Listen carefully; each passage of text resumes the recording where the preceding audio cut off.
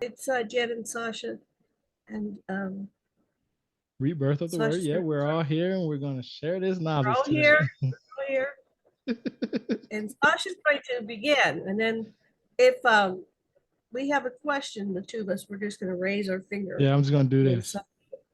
we'll do the finger thing. I'm gonna be Okay, like, I'm gonna be like, hey, there you go, babe.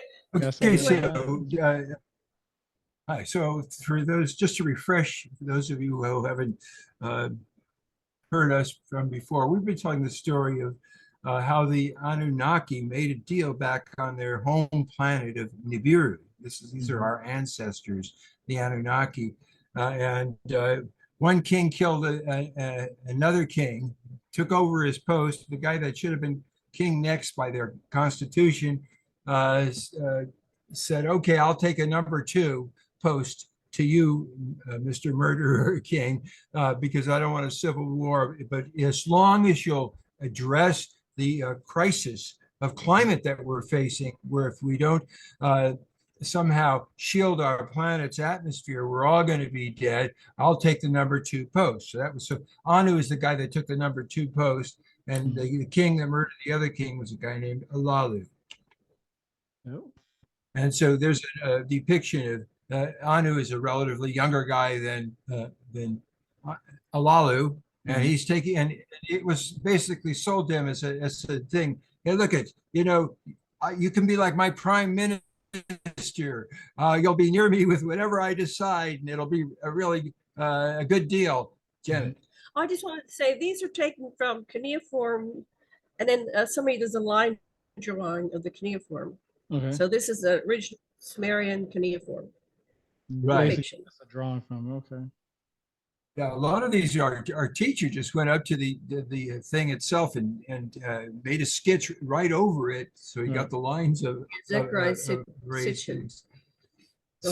So in any case, this was sold to him as a deal. It would be good, but in point of fact, what Alalu did is he lorded it over the guy that should have been king and made him try to humiliate him in public whenever possible. And it was, and Anu just controlled himself because he just, that was the situation in which he was agreed. So the first thing Alalu did to try to deal with with the crisis of his planet was, the reason that everything seemed to be going sour was because that they used to have these volcanoes that belched all the time and made an ash cover that shielded Nibiru as it went through these long distances through space. It comes through our inner solar system between Jupiter and Mars and passes on through in a clockwise direction, whereas the other planets are anti-clockwise. But Nibiru was okay in these long distances where they would have been a freeze out if it didn't have a shield. And other places they would get so close to Solaris, or its primary, which is Nemesis, the red dwarf, which is the biggest piece of an exoplanet named Moldek. That's another story. But in any case, there was no more ash, so they said, well, let's make more ash. And so there was these Vemanas, these craft that were left from the nuclear war that had almost decimated them like 16 generations ago. And they said, well, look, take some of these nuclear armed ships and drop the bombs down the volcanoes. Maybe we can get them going again. So Alalu tried that, but it didn't work. They just made explosions, didn't do it. The other thing that they knew would work was that they could make the scientists said, get a bunch of gold, we'll turn it to powder, we'll float it up in the atmosphere, and it'll plug the hole in the ionosphere and keep the rest of the atmosphere blanketed.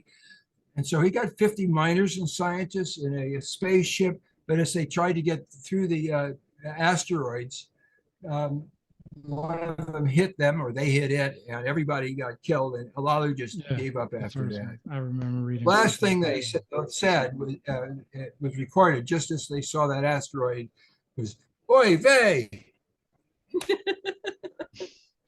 I do remember reading something about that. I can't remember where, but Sasha likes to tell corny jokes sometimes, so he's like being married to Jerry Lewis or something. Yeah. So Anu, the cupbearer, just couldn't handle this anymore.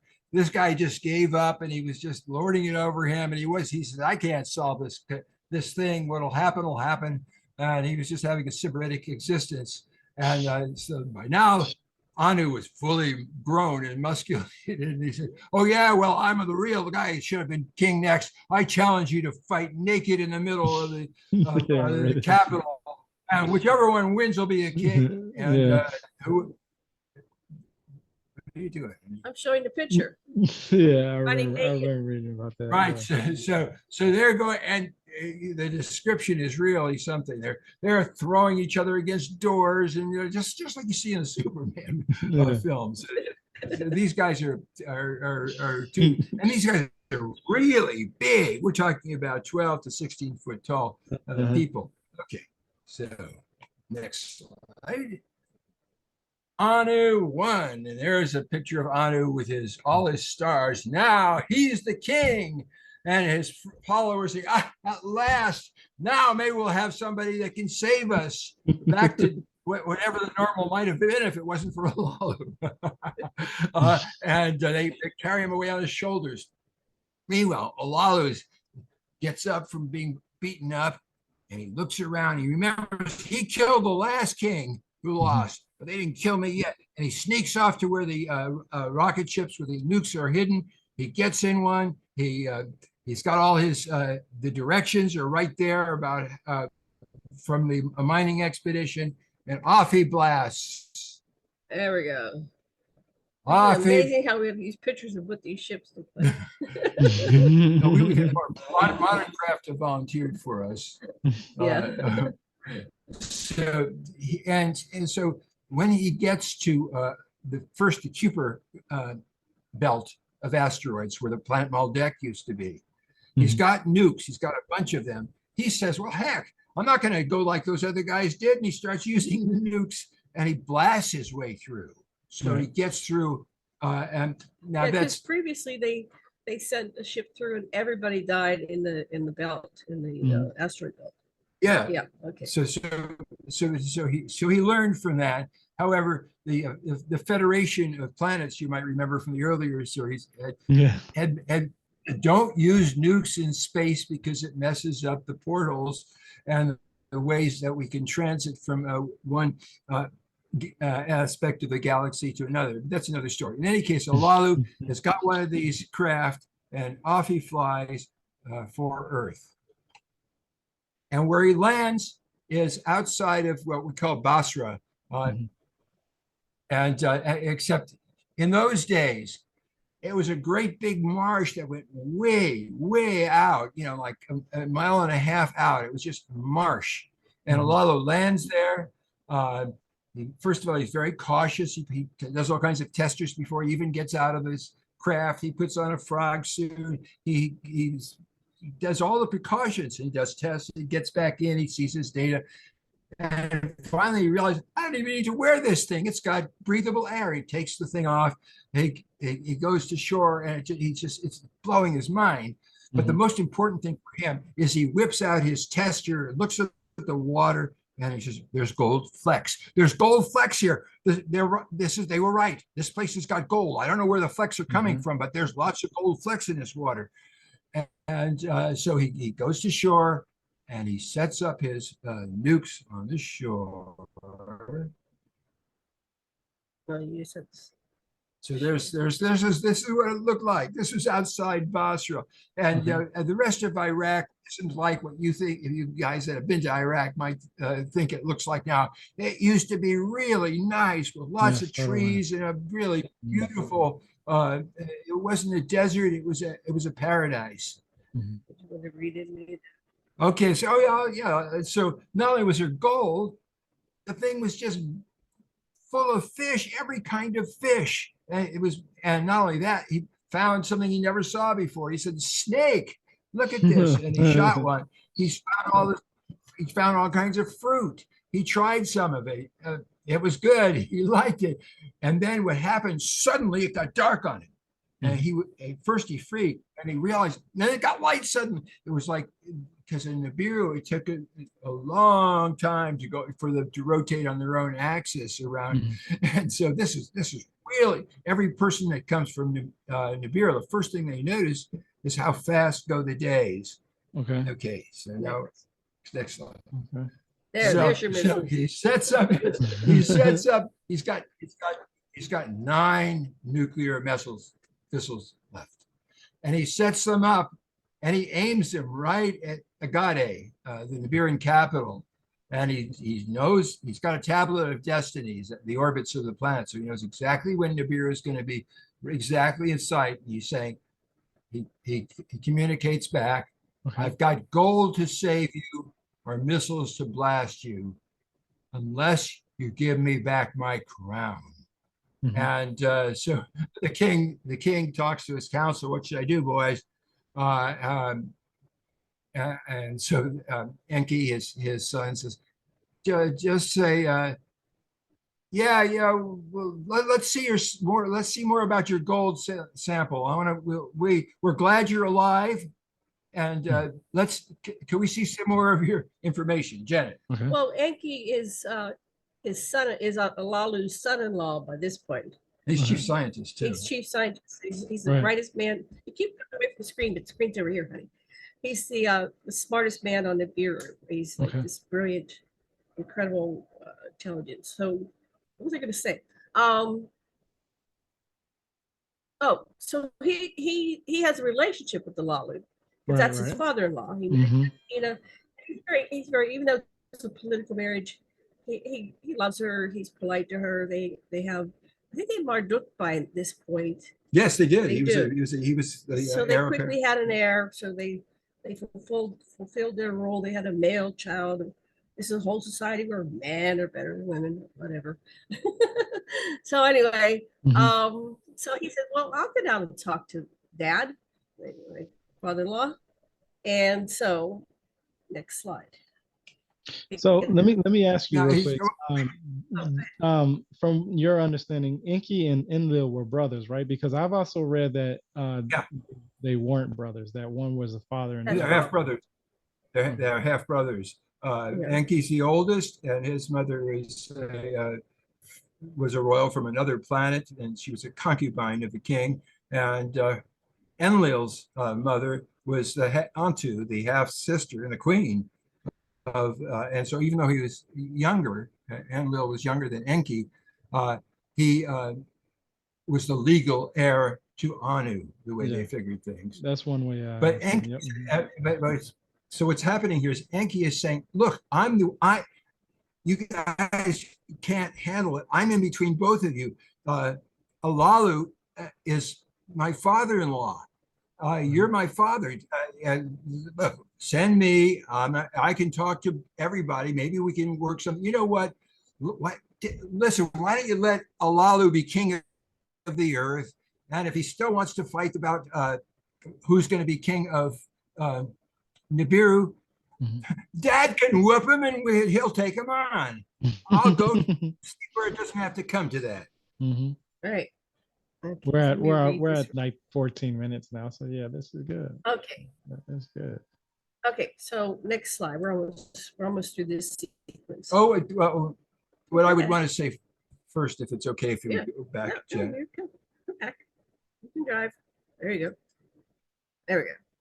It wasn't just that. It was also that he understood about the upset that the king would have to deal with the Federation because of the nuclear explosions that Alalu had caused in space. And he said, I'm an engineer. I'm telling you, this is silly and unnecessary. All you have to do is rechannel all the water, the cooling systems that go through the rocket ship, and you don't have to use the nukes. If there's an obstacle and you navigate properly and slowly enough, you can get through it. It's a matter of mathematical timing, and I know how to handle it. I'll use waters if I need to.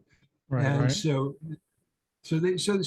now they gave Enki 50 heroes. That means nobles usually, big, strong guys who just love to be with him to go see what they could do. And so off they go. They're going to Earth to see if they can make peace. That's a nice depiction. Okay. Let's say there.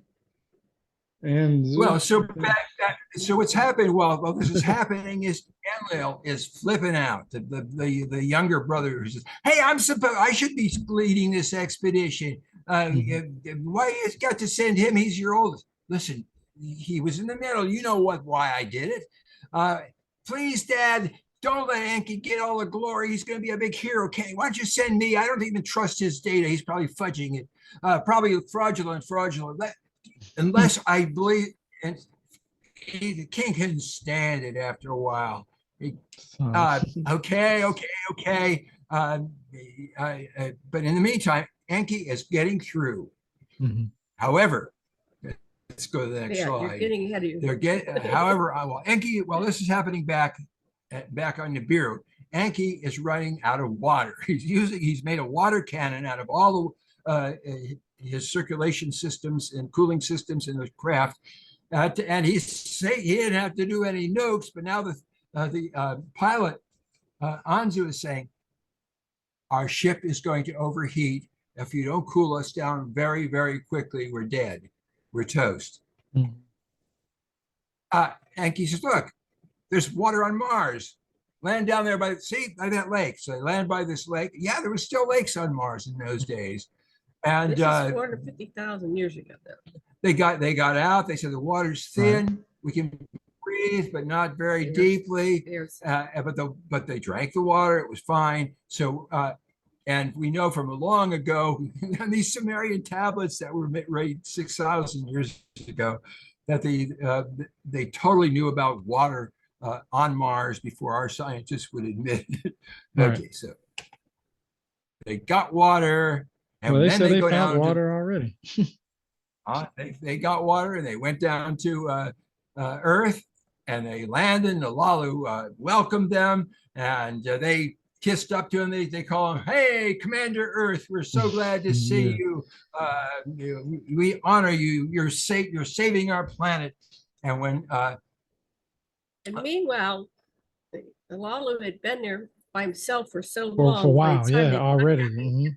Yeah, I remember. So he's happy to see them. Hurry, come over here. Let's talk. So he was there for. Do you know an estimate on how long he might have been there before before Enki and the 50 others came down there? Do you have a no? I'm not sure. They don't really. They count their time in shars, which are 3,600 years. I imagine it's 3,600 years. So it's probably been at least one shar, but it could have been more. Yeah, that's right. It makes sense because what you said is he already had communicated back with them back on Nibiru. So the next time they got close back around, they could have jumped. Yeah. Okay. I got it. There's two windows. No, there's two windows. Okay. So the first time around, the rocket ships would get off at a certain place. They could be to Earth for a certain amount of months, and then if they're going to catch Nibiru on its way back, then they go off the back. So window, it's two windows, so that's why they can have a couple of them, and you're going to see it's going to be Alalu, then Enki, then Anu, and so there's a whole window where they can come. I do remember you saying that last time. I do remember that. Okay, yeah, you're right. I do remember that. So Enki and his crew made camp, and they noted they were just like Alalu. They're shocked at how fast the days passed and so forth. So they worked as fast as they can whenever it was sun, whenever they could see what they were doing, and then they stopped and so forth. And after 6 days of this, they decided to rest. So I was able to get Shatner and his crew to enact this for me here. Okay. So that's the week. Janet's done a whole study of Genesis where she compares exactly what it says they did each day. Yeah, Genesis is actually them setting up camp. So it took them days to set up camp, and on the 7th day they rested. They had a party.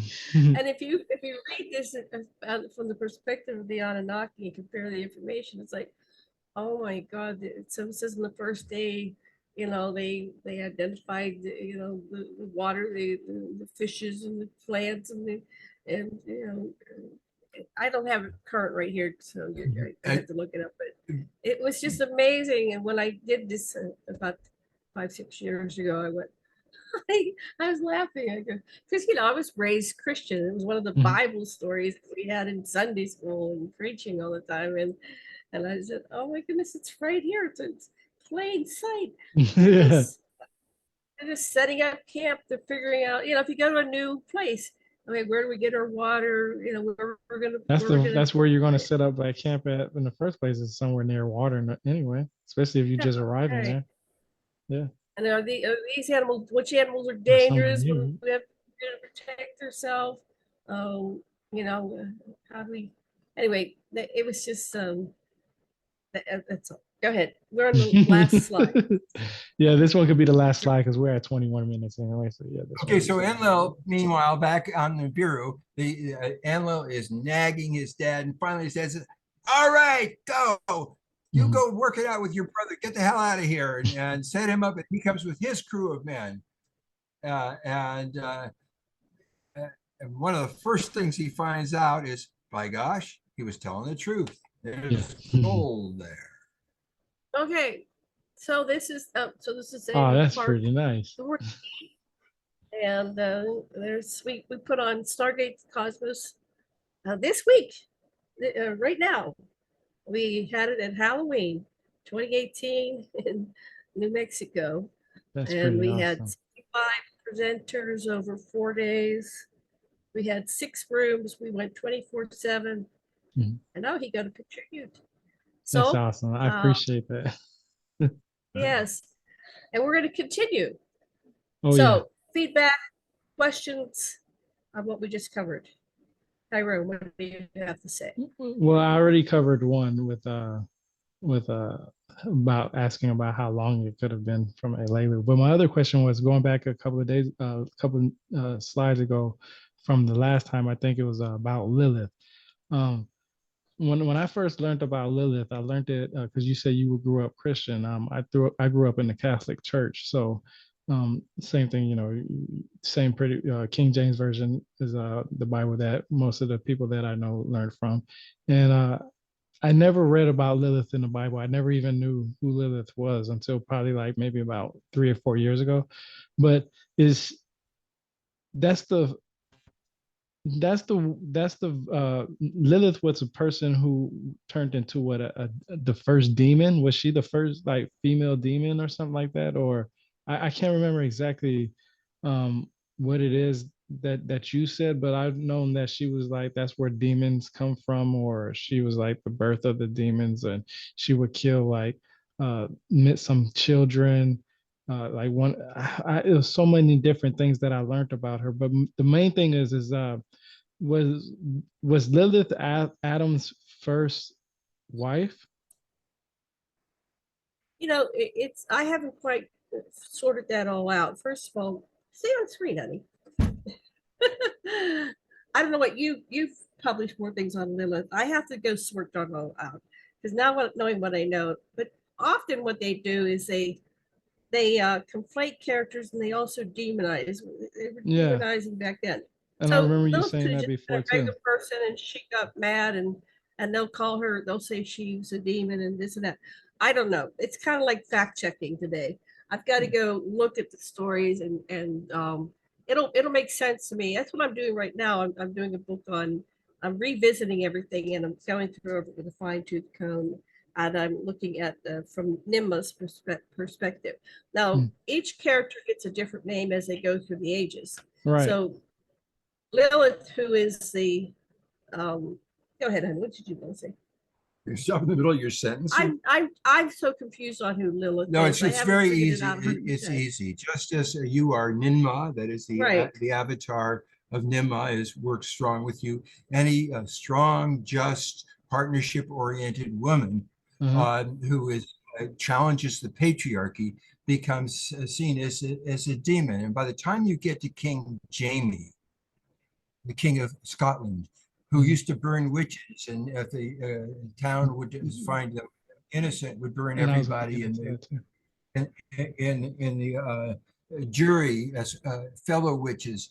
His version of the Bible is so far and distant from anything that Jesus would have ever put his imprint or on. It's an absurd, anything feminine is hated in that Bible. And that's why exactly what I've it's- read in there. But see, the reason why I brought that up is because at least from the people that I grew up with, my family members and friends, and even to people till this day, whenever they quote anything that comes out the Bible is King James version. But the way that I've read it was a very is it's not something that somebody would read and be like, okay, this is a real good thing. That's something that happened to certain people, because a lot of women were burnt and called witches because of ideas that some men had that couldn't accept that women were powerful at that time also, and equal, just as equals as a man is.